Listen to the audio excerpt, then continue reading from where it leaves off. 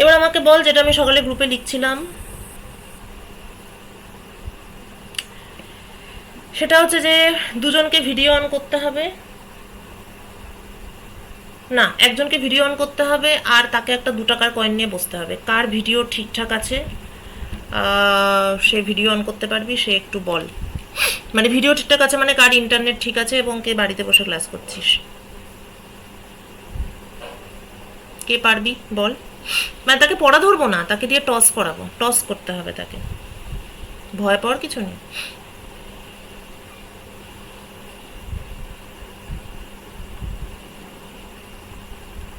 শুভম ফিরোজা পারবি? ম্যাম আমার নেটওয়ার্ক মাঝে মাঝে কেটে যাবে। ও আচ্ছা, সে কাটলে দেখা যাবে। ম্যাম আমারও নেটওয়ার্ক প্রবলেম। শুভমের প্রবলেম, রবি লোচনকে আমি বলছি না, রবি লোচনের খারাপই থাকে, শুভঙ্করের খারাপ থাকে, মিলনের হবে, মিলন। ম্যাম মাঝে মাঝে আপনার ভয়েসটা ল্যাগ করছে ও আচ্ছা, অল্প অল্প। ও তুমি কি আমাকেই টস করতে হবে? ও গড, দেখছি কয়েন নিয়ে আসি, কয়েন নিয়ে বসিনি আমি, দাঁড়া কয়েনটা নিয়ে আসি।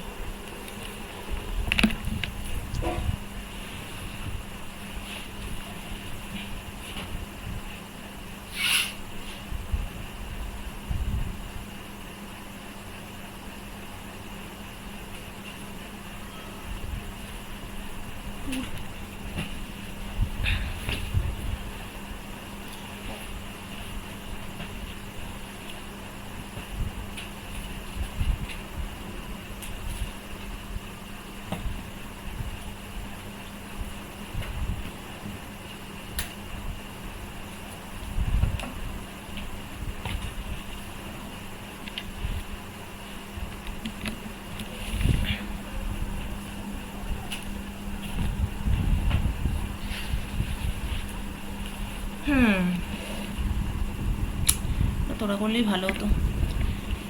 যাই হোক, আচ্ছা এখন ক্লাসে আছে কে কে আছে? মিলন, শুভঙ্কর, সুদীপ্ত, ফিরোজা, শুভম, এটা হচ্ছে অর্পিতা, পিয়ালি, তারপরে আছে পিয়ালির পরে রবিলোচন,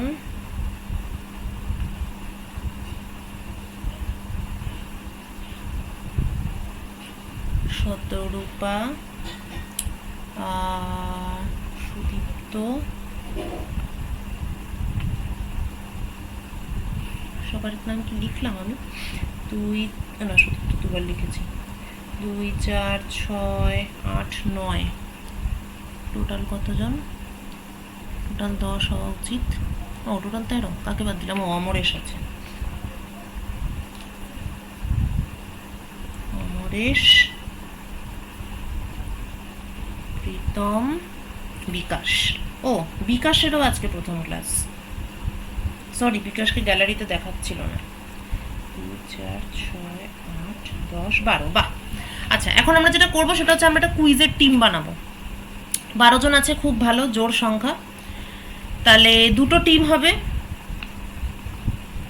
দুটো টিমে 6 জন 6 জন করে যাবে। প্রশ্ন হচ্ছে যে কে কোন টিমে যাবে ওইটাই টস করে ঠিক হবে, তারপরে তাদের মধ্যে একটা কুইজ হবে।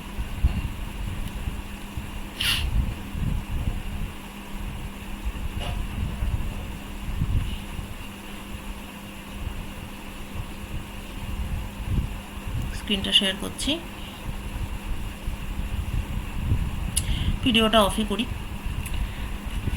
হ্যাঁ ওকে, তাহলে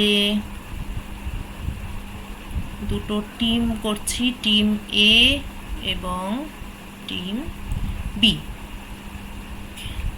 আচ্ছা এ বি বা কেন, তাই কোনো সায়েন্টিস্টের নাম দিয়েই করা যাক। টিম নিউটন, আর এখানে কি আইনস্টাইন করে দেবো?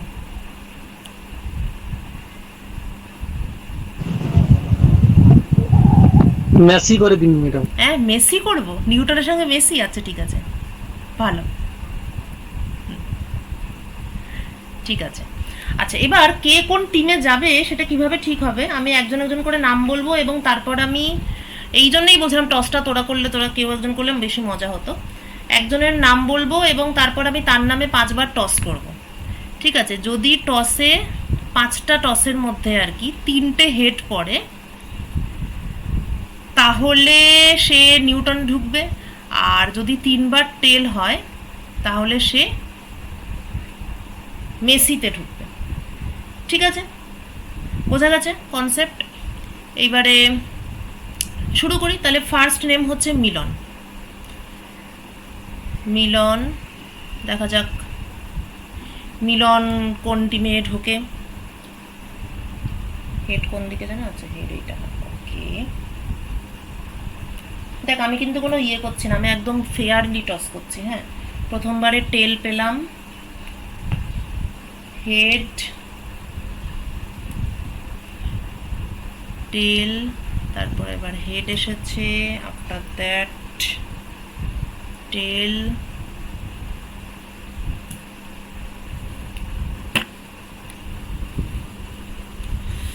চলে গেল হেড। এই টিমটা পাকাপাকি ফর্ম হচ্ছে, আর চেঞ্জ হবে না কিন্তু। হেড, 3টে হেড, তাহলে মিলন চলে গেল নিউটনে। তারপরে আছে শুভঙ্কর।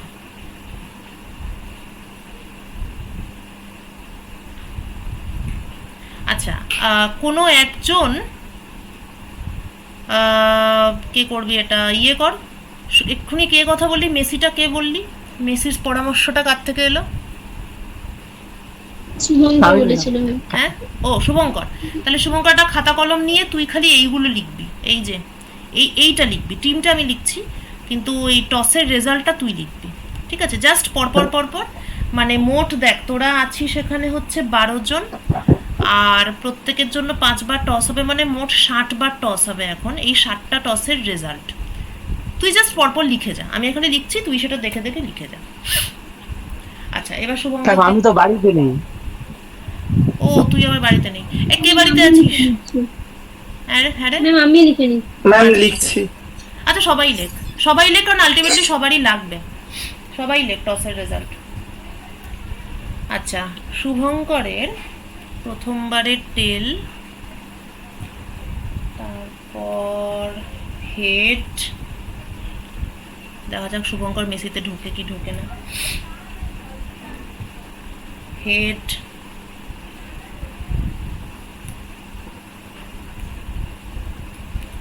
যা আবার হেড। ও আর তো আর করে লাভ নেই, টেল। ঠিক আছে শুভঙ্কর, তুমি তাহলে নিউটনে যাচ্ছ।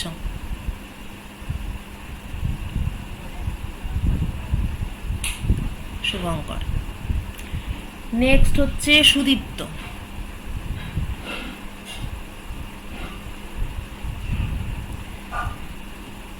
সুদীপ্ত, হেড,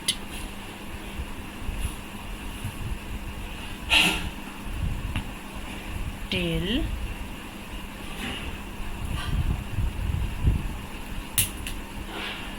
টেল,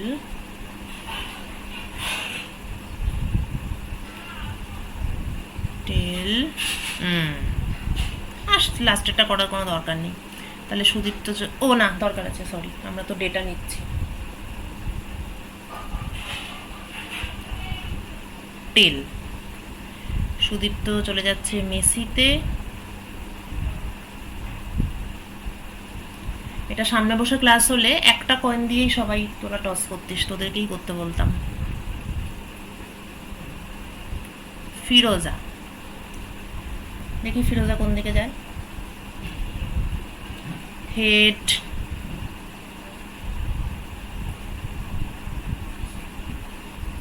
হেড,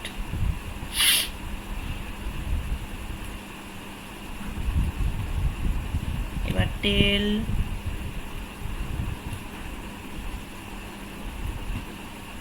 আবার টেল, লাস্ট বারে কি হয়, টেল। Interesting, Messi.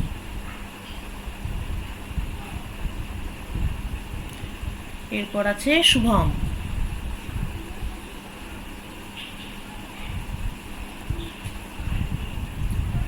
শুভমের ফার্স্ট টসে হেড,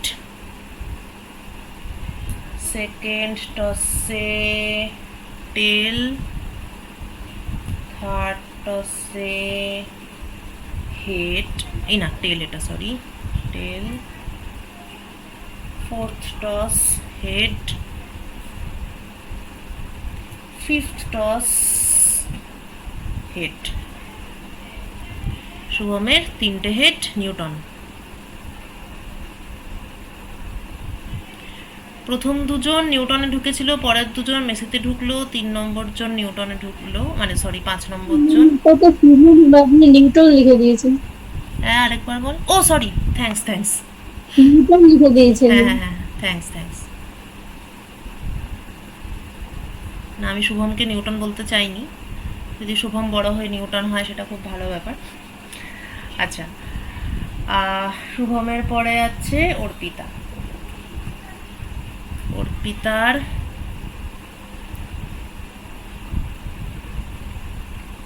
প্রথমবারে হেড,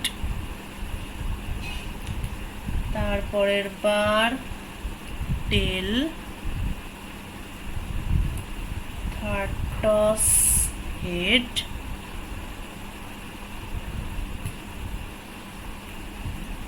ফোর্থ টসে আবার হেড, ফিফথ টসে আবার হেড। 5টা টস হলো, 1 2 3 4 5। ওকে, অর্পিতা প্রচুর হেড পেয়েছে। হেড মানে হচ্ছে 3টে হেডের বেশি, 3টে বা তার বেশি নিউটন। অর্পিতা, এসব লিখছি।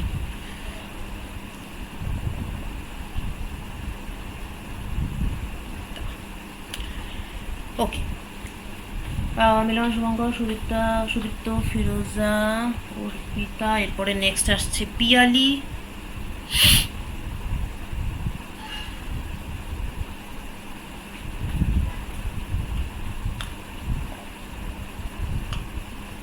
পিয়ালির ফার্স্ট টস টেল, হেড,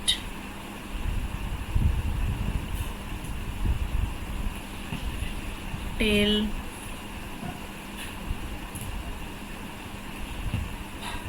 টেল,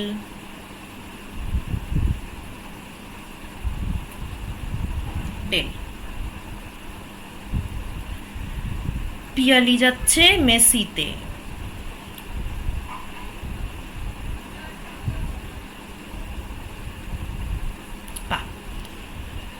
পিয়ালির পরে রবিলোচন।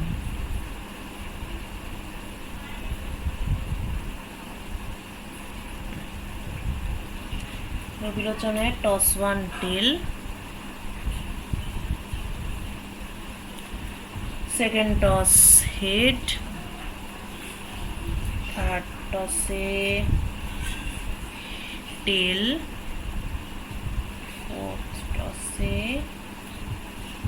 আবার টেল, ফিফথ টস সিটিজ আবার টেল। রবিলোচনও চলে গেল মেসিতে। আমি কিন্তু একটুকুও ম্যানিপুলেট করছি না, একদম যা আসছে তাই কিন্তু বলছি। ট্রেন্ডটা লক্ষ্য কর, দুজন এখানে এসেছিল, তারপর দুজন এখানে গেল, দুজন এখানে এলো, তারপর দুজন এখানে এলো। আমার কিন্তু কোনো হাত নেই, এই জন্য বলছিলাম যে তোরা কর। আমি কিন্তু একটুকুও ম্যাচ ফিক্সিং করছি না, এটাই আসছে, যা আসছে আমি সেটাই বলছি। আচ্ছা, আফটার রবিলোচন হচ্ছে শতরূপা।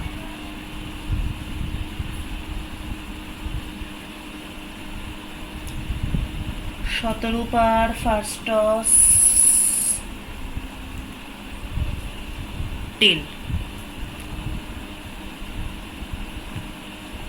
সেকেন্ড টসে টেল, থার্ড টসে আবার টেল, ফোর্থ টসে ওমা এগেন 5টা হেড বা 5টা টেল আমরা এখন অব্দি পাইনি। ও 17 বার 5টাই টেল, বাহ বাহ।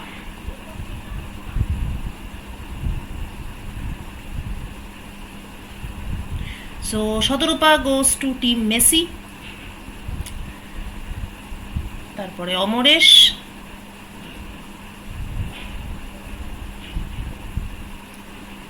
অমরেশের টস 1 টেল, টেলে পেয়েছে নাকি, toss 2 head, toss 3 head, toss 4 আবার হেড, টস 5 আবার হেড। বাবা, ওকে নাইস। অমরেশ চলে যাচ্ছে নিউটনে।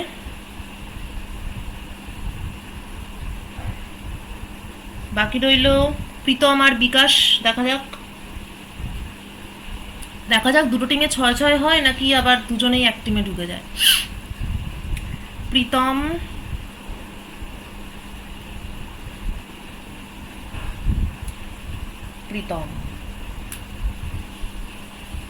প্রীতমের ফিজিক্স খুব ভালো লাগে। প্রীতমের নিউটনে না গেলে নিশ্চয়ই খুব দুঃখ হবে। হেড, টেল, তারপরে টেল, এবার আরেকটা টেল পড়লেই গেলি।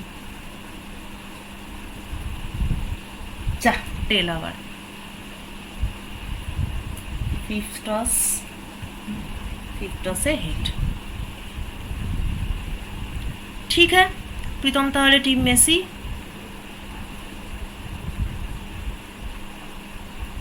রইল বাকি বিকাশ। বিকাশ সোমবার আসবি নাকি? বিকাশের ভ্যাকসিন হয়ে গেছে?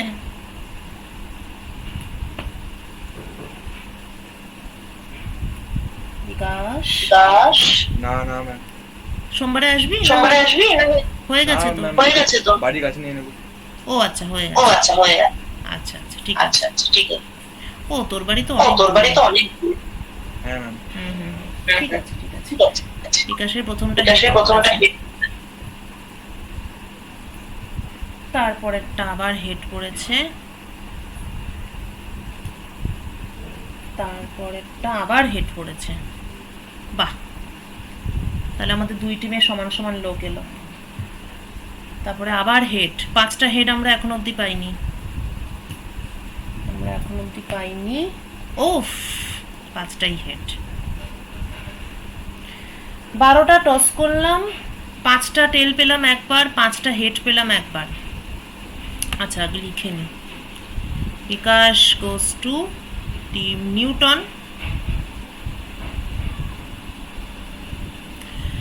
তাহলে এবার একটু সবাই এটা মনে রাখবে কেমন। আর টিমের নাম যদি কেউ পাল্টাতে চাও সেটা তোমরা সেই টিমের মেম্বাররা আলোচনা করে আমাকে বলতে পারো, সেটা পাল্টে দেবো না হয়, কিন্তু টিমের কম্বিনেশনটা এটাই থাকবে। মানে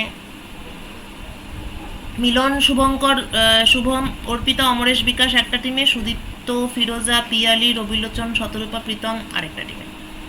ঠিক আছে, অর্পিতা ছেলেদের টিমে একা পড়ে গেছে, আশা করি অর্পিতার তাতে সমস্যা নেই। আর ফিজিক্সের কাছে ছেলে আর মেয়ে কি সব সমান। আচ্ছা, এইবার এই যে এখানে দুটো জিনিস হয়েছে অ্যাকচুয়ালি। একটা জিনিস হচ্ছে আমরা 7টা টসের রেজাল্ট পেয়ে গেছি, এটা একটা দারুণ ব্যাপার হয়েছে। এটাই তোদেরকে বাড়িতে যদি বলতাম 60 বার টস কর, তাহলে তোরা ক্লান্ত হয়ে যেতিস। আচ্ছা, 7টা টসের যে রেজাল্ট, এটা একটা খুবই ইন্টারেস্টিং ব্যাপার। দেখ, দুটো টসে আমরা 5টা টেল এবং 5টা হেড পেয়েছি। আচ্ছা, 4টে হেড পেয়েছি কতগুলো টসে একটু দেখা যাক। মানে কতগুলো টস না, কতগুলো সেট পেয়েছি আমরা যেখানে 4বার হেড পড়েছে। 4 চারটে হেড আছে, এখানে একটা দেখতে পাচ্ছি, চারটে হেড, দুটো। আর একটা আছে না? হ্যাঁ। ও এইটা রাইট, অমরেশ বলছি। অমরেশের, হ্যাঁ অমরেশের চারটে হেড। আচ্ছা চারটে টেল কটায় আছে রে? এখানে দেখতে পাচ্ছি একটা পিয়ালি,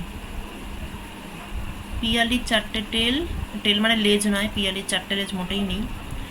আরেকটা, ও আরেকটা এই পেজেই আরেকটা আছে, রবিলোচন, সুদীপ্তর আছে, তিনটে আছে। হ্যাঁ। তিনটে আছে, এক্সিলেন্ট, সুদীপ্তর আছে, ওকে, চারটে টেল।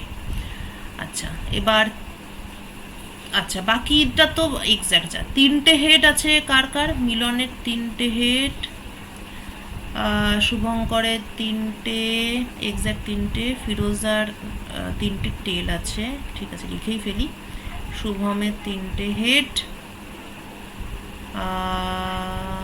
আর এখানে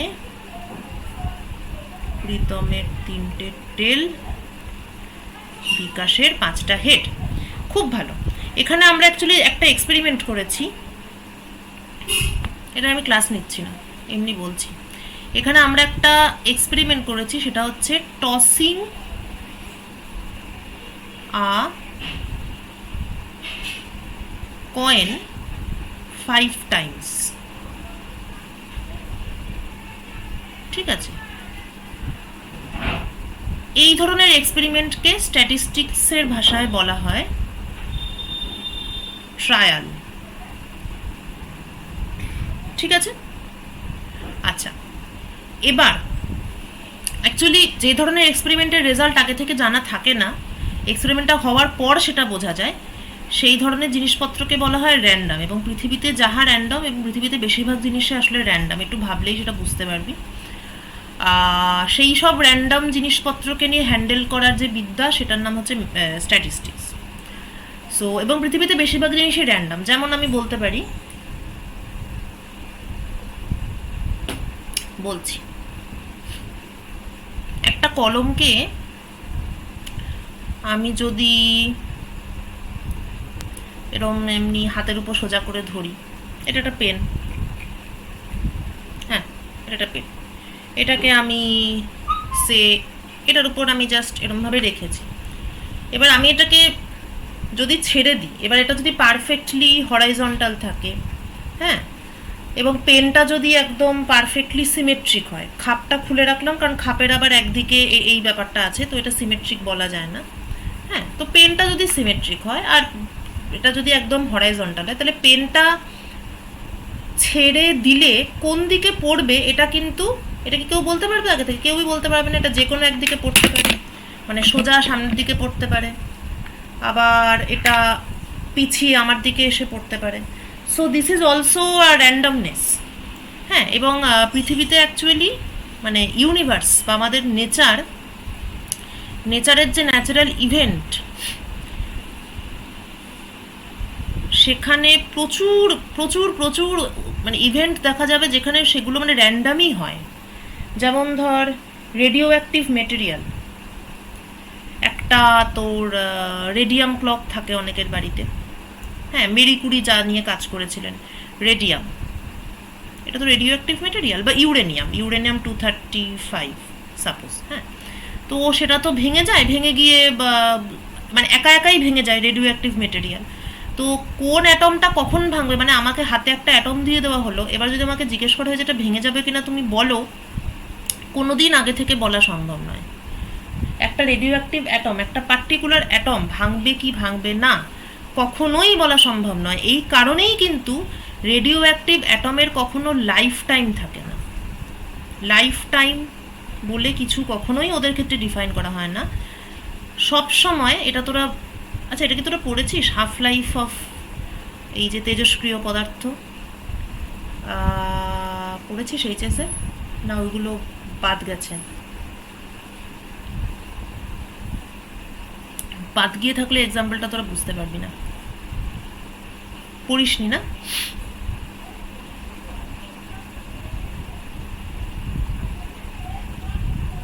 রেডিও অ্যাক্টিভিটি কেউ পড়েছিস কিনা একটু বলিস এইচএসে? হ্যাঁ হ্যাঁ হ্যাঁ।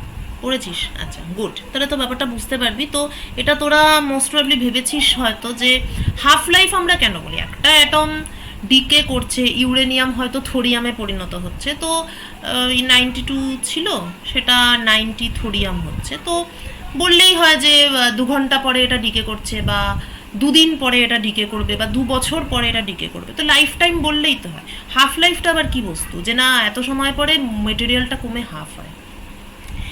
এই যে হাফ লাইফ, এটা আমাদেরকে এই জন্যই বলতে হয় কেননা একটা নির্দিষ্ট অ্যাটম কতদিন পরে ডিকে করবে এটা কোনোদিন বলা যাবে না। এটাও কিন্তু এই পেনটা যে ফেলে দেখালাম, ঠিক পেনটা ফেলে পড়ে যাওয়ার মতোই এটাও কিন্তু একটা র্যান্ডাম ইভেন্ট। একটা নির্দিষ্ট অ্যাটমের ক্ষেত্রে আগে থেকে কখনোই বলা যাবে না যে এটা 2 দিন পরে এটা থোরিয়ামে পরিণত হবে। কিটা বলা যাবে? আমার কাছে যদি 1 গ্রাম ইউরেনিয়াম থাকে,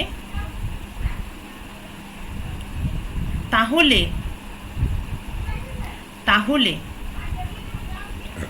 ইউরেনিয়ামের হাফ লাইফ আমি ভুলে গেছি, বাট ধরি যে ইউরেনিয়ামের হাফ লাইফ হচ্ছে, কিছু একটা ধরছি 10 ঘন্টা। এটার মানে হচ্ছে যে 1 গ্রাম ইউরেনিয়াম যদি আমার কাছে থাকে, তাহলে আফটার 10 আওয়ার্স ইউরেনিয়ামের পরিমাণটা 0.5 গ্রাম হয়ে যাবে। তার মানে হলো 1 গ্রাম ইউরেনিয়ামের মধ্যে প্রচুর অ্যাটমস থাকবে, প্রচুর ইউরেনিয়াম অ্যাটমস। এই অ্যাটমগুলোর মানে কি বলবো, মানে অনেকগুলো অ্যাটম থাকবে। এবার পার্টিকুলারলি কোন অ্যাটমটা ভেঙে থোরিয়াম হয়ে যাবে সেটা আমরা বলতে পারবো না, কিন্তু এই যে এতগুলো অ্যাটম আছে, সেই এতগুলো অ্যাটমের মধ্যে কোনো না কোনো মানে অর্ধেক সংখ্যক অ্যাটম ভেঙে অবশ্যই থোরিয়ামে পরিণত। মানে ব্যাপারটা এরকম যে এরকম ধর 1 2 3 4 5 6 এই 6টা অ্যাটম আছে। আমি এটা বলতে পারবো না যে এটা থোরিয়াম হয়ে যাবে, বা এটা থোরিয়াম হয়ে যাবে, বা এটা থোরিয়াম হয়ে যাবে, কিন্তু আমি এটা বলতে পারবো যে এই 6টার মধ্যে যে কোনো তিনটে অ্যাটম অবশ্যই থোরিয়াম হবে, কিন্তু কোন তিনটে সেটা আগে থেকে বলা যাবে না। ঠিক আছে? এই যে গল্পটা, এই যে এটা একটা অসাধারণ ব্যাপার। মানে তুই ভাব যে তুই একটা, মানে আমরা জেনারেলি কি ভাবি যে যত কম জিনিস থাকবে তত সেটা বেশি প্রেডিক্টেবল হবে, তাই না? আমি আজকে একটা কি বলবো, মানে একটা বাড়িতে 3টে লোক থাকে, তাদের ব্যাপারে প্রেডিকশন করা যত সহজ, আমাদের হয়তো মনে হতে পারে যে একটা গ্রামে সব 250টা লোক থাকে, তাদের ব্যাপারে প্রেডিকশন করাটা কঠিন, কারণ 250টা লোক মানে 250টা প্যারামিটার, তাদের নানান রকম কন্ডিশন, মানে ভাবলে তো নর্মালি সেটাই মনে হয়। কিন্তু অদ্ভুত ব্যাপার দেখ, এরকম অনেক সিচুয়েশন আসতে পারে যেখানে ইন্ডিভিজুয়াল লোক সম্পর্কে কোনো প্রেডিকশন করা যাবে না, অথচ একটা ব্রড সংখ্যক লোক সম্পর্কে প্রেডিকশন করা যাবে। যেমন আমরা বলতে পারি যে সোমবার যে ভ্যাকসিনেশন ক্যাম্পটা হবে, সেখানে মোটামুটি 400 জন স্টুডেন্টকে ভ্যাকসিন দেওয়ার কথা। এবার এই 400 জনের মধ্যে হয়তো একটা স্টুডেন্ট হয়তো অর্পিতা। হ্যাঁ, তো আমি হয়তো এটা শিওরলি বলতে পারবো না যে অর্পিতা যাবে কিনা। শিওরলি বলতে পারবো না কেন? কারণ অর্পিতার হয়তো ওই দিন সকালে হঠাৎ কিছু একটা অসুবিধা হয়ে গেল, মানে অর্পিতা হয়তো বলেছে যাবে, বাট স্টিল হয়তো কিছু অসুবিধা হলো, হয়তো বাস পাওয়া গেল না, বা কিছু একটা কারণেও আসতে পারলো না, তাহলে অর্পিতার ক্ষেত্রে আমি গ্যারান্টিটা দিতে পারছি না। কিন্তু আমি আবার অন দি আদার হ্যান্ড এইটা কিন্তু বলতে পারবো, যেটার উপর ভিত্তি করে আমরা তো অ্যারেঞ্জমেন্টস করছি, কিসের উপর ভিত্তি করে করছি? আমরা এটা বলছি, প্রেডিক্ট করছি যে এই 400 জন স্টুডেন্টের মধ্যে 325 থেকে 350 স্টুডেন্ট তো আসবেই। Prediction about a large quantity. So it's a beautiful thing. একটা দুটো লোকের ক্ষেত্রে আমি কিছুই বলতে পারছি না, অথচ প্রচুর প্রচুর লোকের ক্ষেত্রে আমি অনেক কিছু বলে দিতে পারছি। That beautiful theory is called the theory, actually statistics, the field is called statistics, কিন্তু থিওরিটা হচ্ছে the theory of probability, যেটা কেবলমাত্র large number of events, large sample, large number of কি বলবো, এই সমস্ত কিছুর জন্য এটা প্রযোজ্য। আচ্ছা, সো আবার টসের ক্ষেত্রে ফিরি। তো এই যে র্যান্ডামনেস বলতে চাচ্ছিলাম, যে নেচারটা যে আসলে র্যান্ডাম, সেটা বলছিলাম আমি। তো এখানে আমরা ট্রায়াল করেছি, কটা ট্রায়াল করেছি আমরা? 12টা ট্রায়াল করেছি। We had 12 trials here. প্রত্যেকটা ট্রায়ালের যে রেজাল্ট পেয়েছি এদেরকে বলা হয় ইভেন্ট। অ্যাকচুয়ালি 12 ট্রায়াল বলাটা ঠিক নয়, ট্রায়াল হচ্ছে 5 বার টস করা, এটাই আমাদের ট্রায়াল। তো এই ট্রায়ালে আমরা আপাতত 12টা ইভেন্ট পেয়েছি। এটা একটা ইভেন্ট, এটা একটা ইভেন্ট, প্রত্যেকটাই হচ্ছে আলাদা আলাদা ইভেন্ট ট্রায়ালের ফলে ঘটেছে। তাহলে আমরা 12টা ইভেন্ট পেয়েছি। হ্যাঁ, এই ইভেন্টগুলোকে আবার আমি একটু অন্যভাবেও ডিফাইন করতে পারি, একটু ক্লাসিফাই করতে পারি ভালোভাবে। কীরকম ইভেন্ট? যেমন একটা ইভেন্ট আমি বলতে পারি E1, যেখানে আমি একটা হেড পাচ্ছি। একটা ইভেন্ট বলতে পারি E2, যেখানে আমি 2টো হেড পাচ্ছি। একটা ইভেন্ট বলতে পারি E3, যেখানে আমি 3টে হেড পাচ্ছি। একটা বলতে পারি E4, যেখানে আমি 4টে হেড পাচ্ছি। এবং আরেকটা বলতে পারি E5, যেখানে আমি 5টা হেড পাচ্ছি। এইভাবেও আমি ইভেন্টকে ডিফাইন করতে পারি। তাহলে একটা ট্রায়ালের রেজাল্টের সেট থেকে অনেকভাবে এই ইভেন্টকে ডিফাইন করা যায়। এবার আমি যখন একটা বলবো, যেমন E5 5টা হেড, আমি 12টা রেজাল্ট পেয়েছি। 12টার মধ্যে 5টা হেড পড়েছে কতবার? কতবার ছিল রে? একবারই ছিল। একবারই ছিল। তাহলে 12র মধ্যে একবার।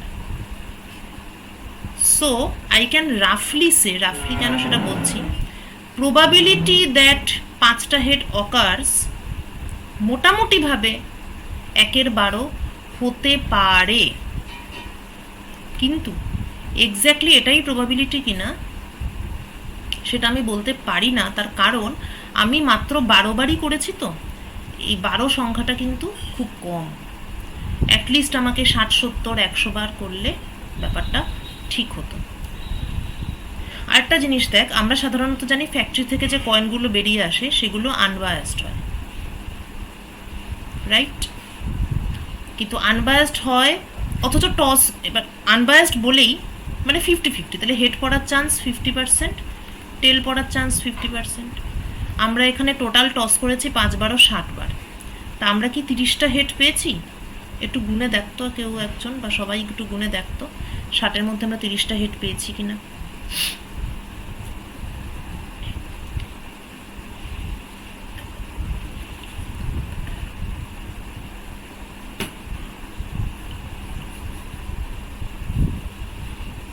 ম্যাম 29। 60-এর মধ্যে আমরা 29টা হেড পেয়েছি, 31টা টেল পেয়েছি। তাহলে এটার ভিত্তিতে তো মনে হচ্ছে যেন টেলের দিকেই ব্যাপারটা ঝুলে, মানে টেলের দিকে ব্যাপারটা হেলে আছে। So it is not an unbiased coin. কিন্তু এখানেও অনেক ব্যাপার আছে। প্রশ্ন হচ্ছে 60টা টস সাফিসিয়েন্ট কিনা। তাহলে একজন বলতে পারে যে না, 60টা আমার কম মনে হচ্ছে, আমি 100টা টস করবো। আচ্ছা, 100টা টস তোরা কেউ একজন করিস, এটা তোরা বাড়িতে একজন কেউ করিস ধৈর্য ধরে তোদের বাড়ির কয়েন নিয়ে। 100টা টস করেও দেখবি যে 50টা পেতে পারিস, 50 হেড 50 টেল, আবার নাও পেতে পারিস, সেখানেও তুই 51টা পেতে পারিস। তো এখানে একটা লোক বলতে পারে যে 100টা তো টু মাচ, 60 যথেষ্ট, মানে 60টা টস মানে প্রচুর। 60টা টস করেছি, 31টা টেল পেয়েছি, মানে এটা আনবায়াসড নয়। এই মানে সরি, এটা হ্যাঁ, এটা আনবায়াসড নয়, এটা একদিকে বায়াসড। আবার কেউ বলতে পারে না না, 60টা খুব কম, 100টা তো মিনিমাম করতেই হবে। কেউ আবার বলতে পারে 100টা টসের ডিসিশন নেওয়া যায় নাকি, আমাকে 500টা টস করতে হবে। তো এরকম অনেক বিষয় থাকতে পারে। তো এই যে ব্যাপারটা, যে একটা জিনিসকে, একটা কয়েন, একটা ফ্যাক্টরি, কয়েনটা তো তবুও একটা অর্ডিনারি ব্যাপার, কিন্তু মনে কর এই যে আমরা এত ইলেকট্রনিক গুডস কিনি, কথায় বলে যে ইলেকট্রনিক গুডস হচ্ছে লাকের ব্যাপার, ভালোও হতে পারে খারাপও হতে পারে। এটার এবার কোম্পানির তো একটা রেপুটেশনের ব্যাপার থাকে। কোম্পানি কি আর মানে ব্যাচে তৈরি করছে প্রচুর প্রচুর মাল, তো ও তো কিছু একটা টেস্ট করবে। তো কোটি কোটি বাল্ব তো আর কোম্পানি জ্বালিয়ে জ্বালিয়ে টেস্ট করবে না, ওটা তো সম্ভব না। তখন ওরা একটা প্রসেস আছে। হয়তো 10,000টা বাল্ব তৈরি করেছে, এই 10,000টা বাল্বের মধ্যে হয়তো ওরা 50টা বাল্ব তুলবে এবং তাদের উপর টেস্ট করবে। 50টা বাল্বের মধ্যে ওরা দেখবে যে কতগুলো বাল্ব ঠিক আছে বা কতগুলো বাল্ব কাজ করছে না। তার উপর ভিত্তি করে ওরা একটা সার্টিফাই করবে যে আমাদের কোম্পানির বাল্ব খুবই ভালো, উইথ 1% চান্স অফ এরার, যার জন্যই থাকে ওয়ারেন্টির কনসেপ্ট, ওয়ারেন্টি রিপ্লেসমেন্ট। এবার দেখ, ওয়ারেন্টি দিলে কোম্পানির ক্ষতি অ্যাকচুয়ালি, বিনা পয়সায় সারিয়ে দিচ্ছে, তাই না? তো কোম্পানি নিশ্চয়ই চাইবে যে এরারের পরিমাণটা যাতে খুবই কম হয়, কারণ এরারের পরিমাণ বাড়া মানে তো ওয়ারেন্টি দেওয়ার মানে দিতে হবে ওদের ঘন ঘন, মানে ওয়ারেন্টির মধ্যেই সব কিছু ওদের রিপেয়ার করতে হবে, তাই না? তো এই যে মানে এই যে ব্যাপারটা, টেস্টিংয়ের যে প্রশ্নটা এখানে আসছে, এই টপিকটা হচ্ছে, এটাকে বলা হয় hypothesis testing. Hypothesis testing widely ব্যবহৃত হয়, সমস্ত ম্যানুফ্যাকচারিং ইন্ডাস্ট্রিতে ব্যবহৃত হয়, সমস্ত। এই যে ধর কোভিড-19 যে গেল, সবার বাড়িতে পালস অক্সিমিটার ছিল, অনেকেই বাড়িতে রেখেছে। এটা তোদের বাড়িতে কি আছে, কেনা হয়েছিল? ম্যাম আছে। আচ্ছা আচ্ছা, গুড। পালস অক্সিমিটারে একটা রিডিং দিচ্ছে, রিডিংটা এবার পালস অক্সিমিটার কোনো একটা কোম্পানি তৈরি করছে। তো এই সমস্ত ক্ষেত্রে কিন্তু এরারের পরিমাণ 1% হলেও চলবে না, কমে কমে ব্যাপারটাকে 0.02% বা আরও কম, এই ধরনের এরার লেভেল রাখতে হয় ওদের। তো সেটা কি ওরা প্রতিটা অক্সিমিটার ধরে ধরে মেপে মেপে দেখে? এটা কোনোদিনই সম্ভব না। তো ওই 50টা অক্সিমিটার তুলবে, মাপবে, সেখান থেকে একটা ক্যালকুলেশন করবে, করে ওরা ওকে দেবে যে না, আমাদের এই লটে যত অক্সিমিটার তৈরি হয়েছে সবগুলোই ভালো এবং সবগুলোই মার্কেটে ছাড়ার মতো। তো বুঝতেই পারছিস যে স্ট্যাটিস্টিক্সটা একটা খুব ছোট্ট অংশ, এটা তো একটা সাবজেক্ট আছে, যারা পড়ে ফিজিক্স যারা পড়ে তারাও স্ট্যাটিস্টিক্স পড়ে ভালো করেই। তো এটার মানে এটা ছাড়া তুই এক পাও চলতে পারবি না প্র্যাকটিক্যালি, কারণ আমরা এখন ইলেকট্রনিক্সের উপর প্রচণ্ড নির্ভরশীল, আর ইলেকট্রনিক গুডস কোনো একটা কোম্পানি তৈরি করছে, সেইটা সঠিকভাবে তৈরি হচ্ছে কিনা তার জন্য হাইপোথিসিস টেস্টিং। সো মানে পৃথিবীতে কম গুরুত্বপূর্ণ বলে অ্যাকচুয়ালি কিছুই হয় না, প্রতিটা একটা জিনিস ছাড়া অন্য জিনিসটা সম্ভব নয়, এরকম একটা সিচুয়েশন। তো এই পুরো ব্যাপারগুলোই আমরা থিওরি অফ প্রবাবিলিটিতে পড়বো, যেটা আমার পার্টে আছে। আর এটা যেহেতু খুবই ইন্টারেস্টিং, তাই আমি ভাবছি এটাই আমি আগে পড়াবো। আচ্ছা, এটা একটা ব্যাপার গেল। আজকের ক্লাসের টাইম মোটামুটি ওভার হয়ে গেছে। এই যে টিমটা হয়ে থাকলো, এটা সবাই লিখে রাখবি। পরের যে এমনি ক্লাস, মানে বৃহস্পতিবার আমি তো ম্যাথ ফিজিক্সই পড়াবো, এরপরে সোমবার ষষ্ঠী আছে, ঠিক আছে, পুজো টুজো তোরা এনজয় করে নে। পুজোর পরে যে ক্লাসটা হবে, জাস্ট দশমীর পরেই আমি আবার ক্লাস নেওয়া শুরু করব, মানে ওই সপ্তমী থেকে দশমী ছুটি পাবি, তার আগে পরে ক্লাস হবে। তো তখন আমরা এই দুটো টিমের মধ্যে আমরা একটা কুইজ টাইপের করব। কুইজটা হবে কুইজ অন মেকানিক্স। এই মেকানিক্সটা হচ্ছে যে অ্যাসাইনমেন্টটা দেওয়া ছিল সেটা। অ্যাসাইনমেন্টটা দুজন পাঠিয়েছিস, কিছু কিছু তোরা বাদ দিয়েছিস যেগুলো তোদের একটু ডাউট আছে। তো এই অ্যাসাইনমেন্টের ওপরেই কুইজটা হবে। অ্যাসাইনমেন্টের প্রত্যেকটা কোশ্চেনকেই আমি একটু করে পেঁচিয়ে দেবো, পেঁচিয়ে জিজ্ঞেস করবো আর কি কুইজে। তো অ্যাসাইনমেন্টটা সবাই একটু ভালো করে রাখবি। আর যেই টিম জিতবে, যেই টিমের পারফরমেন্স বেশি ভালো হবে, তারা কলেজ খুললে অবশ্যই আমার কাছে প্রাইজ পাবে। আমি প্রাইজ দিই, হ্যাঁ, এরকম কুইজও মাঝে মাঝে করি এবং প্রাইজও দিই।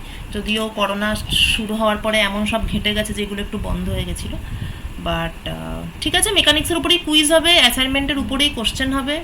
অ্যাসাইনমেন্টেরই যে কোশ্চেনগুলো আছে সেগুলোকেই আমি একটু পেঁচিয়ে কুইজে জিজ্ঞেস করবো। তাহলে টিম মেম্বাররা একটু নিজেদের সঙ্গে আলাপ টালাপ করে নিও।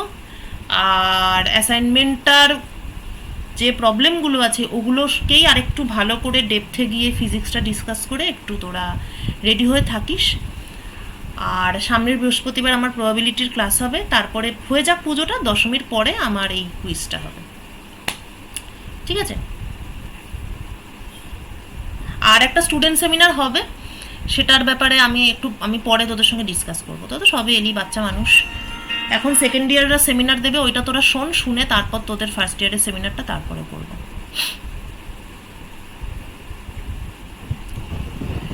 ম্যাডাম কালকে আমাদের কটা পর্যন্ত ভ্যাকসিনেশন হবে? কালকে আচ্ছা পর্যন্তটা নয় অ্যাকচুয়ালি, মানে রিপোর্টিং টাইমটা কিন্তু মেনটেন করিস। হ্যাঁ, তোদের রিপোর্টিং কখন আছে? 1 মিনিট দাঁড়া। সময় দিতে পারবো না হয়তো।